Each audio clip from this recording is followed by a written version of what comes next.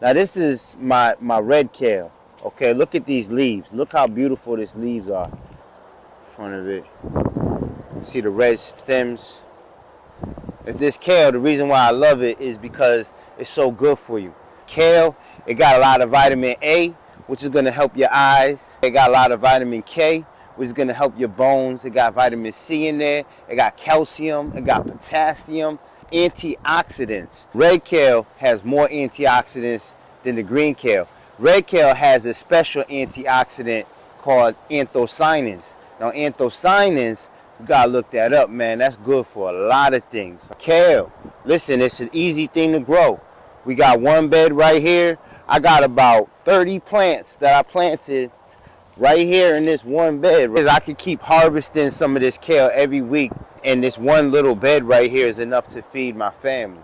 And you could grow kale too. You could grow it in a container. You could grow it in a raised bed. You could grow it indoor. You could even grow it in a grow tent. There's a lot of different ways to do it. I got some game for y'all, so if you need to get a consultation with me, go ahead and do that. Click the link in the bio and set it up. We could do a virtual consultation. Just get out there, grow something, and use this food to keep yourself healthy. All right?